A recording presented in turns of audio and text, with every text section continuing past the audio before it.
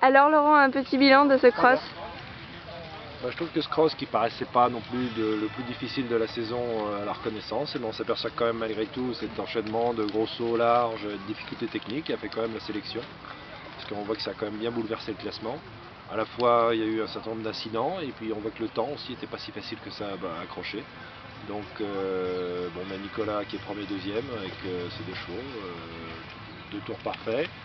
Et puis on s'aperçoit quand même qu'on avait à la fois des chevaux de métier dans cette épreuve qui sont quand même dans la tête du classement, et des chevaux un petit peu plus verts qui sont en train de franchir les caps et qui eux ont eu pour certains un petit peu plus de mal, et pour d'autres qui arrivent à quand même se positionner dans les 10 premiers. Donc un parcours intéressant.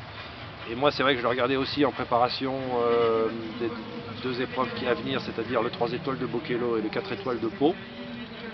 Et ça me donne quand même un certain nombre d'informations intéressantes par rapport à la fois aux sélections et par rapport à la forme des couples. Donc une épreuve toujours intéressante à suivre. Par rapport à la chute d'Eric, quelle est votre analyse Alors j'ai l'impression, comme ça à chaud, dans l'action ça va vite, mais j'ai l'impression que Eric saute très bien les deux premiers éléments de cette combinaison du guet qui était assez difficile.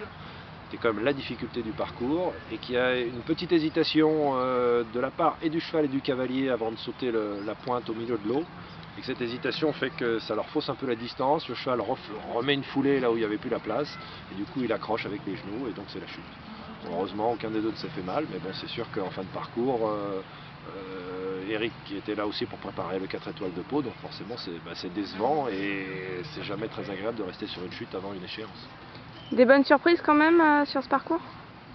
On a vu oui, des chevaux, le cheval de Didier Desnains, au Pic Saint-Léo, qui va à Bokello, c'est un 9 ans, c'est son premier CCI 3 étoiles. Le cheval a une évolution vraiment constante tout au long de la saison, et là il fait une très belle course facile, donc voilà, je pense que c'est une bonne cartouche pour Bokello.